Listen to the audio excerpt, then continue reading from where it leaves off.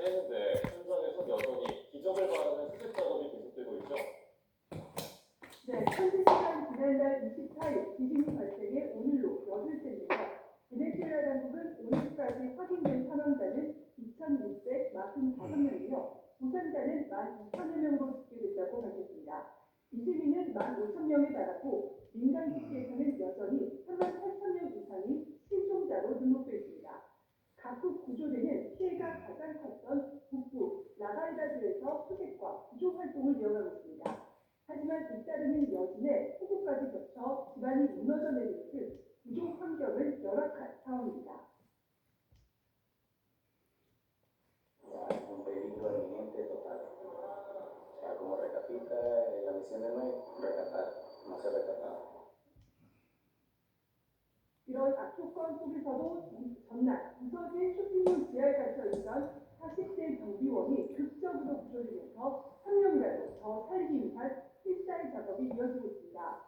잔해실에 갇힌 9살 소년을 찾기 위한 구조도 계속되고 있는데 가족들은 끝까지 희망을 버리지 않겠다고 말했습니다.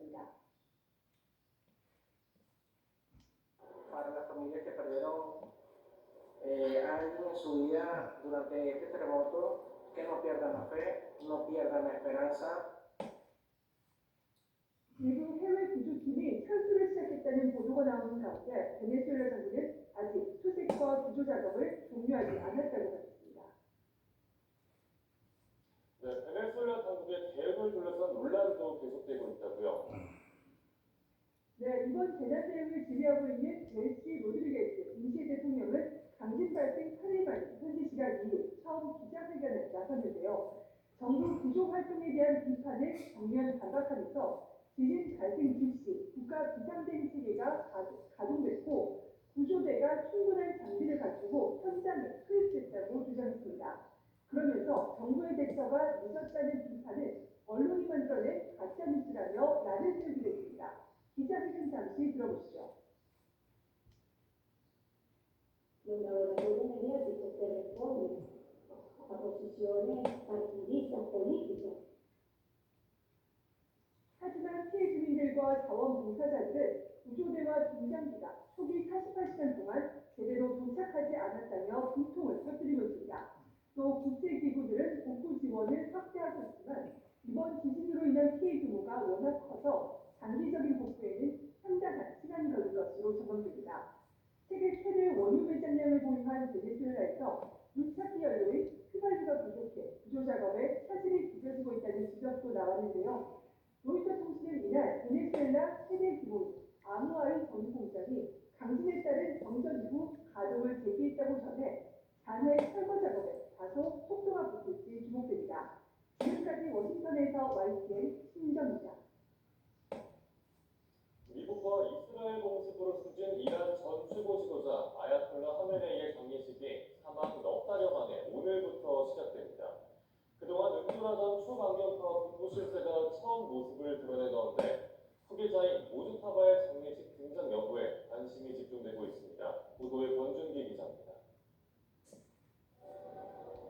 아야톨라 알리 하메네이 전 이란 최고 지도자의 시신이 담긴 관이 테헤란 대사원에 도착하는 순간 의장대 군인들이 관을 머리 위로 높이 만들어 운구합니다. 장례식이 치러질 제단에는 하메네이와 함께 숨진 딸과 사위, 며느리 그리고 14개월 된 손녀의 작은 관도 함께 놓였습니다. 장례식 사전 행사에는 이란 신정체제의 고위 관리 등이 참석해 오열했고 하메네이 후계자인 모주타바의 장인도 모습을 드러냈습니다. 하지만 정작 상주 역할을 해야 할 모주타바의 장례식 참석 여부는 여전히 불투명합니다. 아직 부상에서 회복 중인데다 이스라엘의 암살 위협도 최고조에 달해 있기 때문인데 만약 불참할 경우 신병 이상설이 증폭될 것으로 보입니다. 반면 이란 내 초강경파를 대표하는 바히디 총사령관은 전쟁 이후 처음 출연했습니다. 은둔을 끝내고 장례식 관련 회의에 참석한 모습이 포착돼 막후 실세임을 입증했습니다.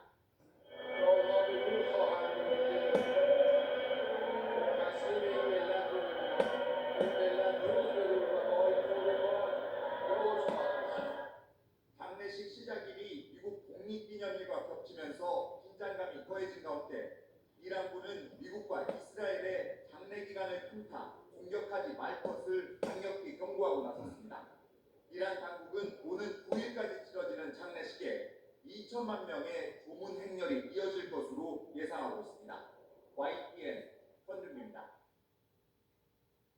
미국과 이란의 평화 합의 이면에 굳건했던 친미 동맹국들의 처절한 굴욕이 숨어 있다는 지적이 나오고 있습니다. 걸프 국가들은 미국의 안보 우선에서 버림받은 것도 모자라 이란을 달래기 위한 천문학적인 청구서까지 고스란히 떠안게 됐습니다. 권영희 기자가 보도합니다. 도널드 트럼프 미국 대통령이 내세운 공동 평화 합의의 본질은 철저한 미국 우선주의입니다. 미국은 사상자를 막고 국가를 안정시켜 화려한 정치적 성과를 챙겼지만 맹관이었던 걸프 동맹국들의 안보는 철저히 외면당했습니다.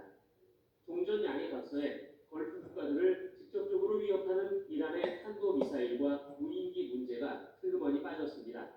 Iran's missile program now has recognition, and President Trump gave that recognition. One. 군사적 주도권을 쥔 이란은 이제 걸프국들의 경제적 목표까지 걸고 나섰습니다.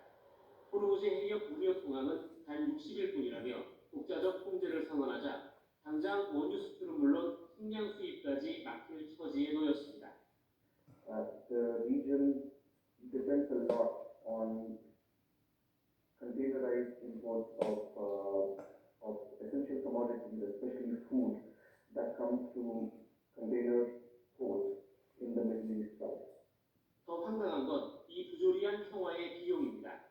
트럼프 행정부는 이란의 불만을 잠재우려 안보 재건 기금 조성을 추진하면서 걸프 국가들의 대부분을 떠넘겼습니다. 걸프 국가들은 미사일 공포와 물류 고립 위기를 겪으면서 정작 적국의 배를 불리는데 자신들의 국고를 털어 바쳐야 하는 처지입니다.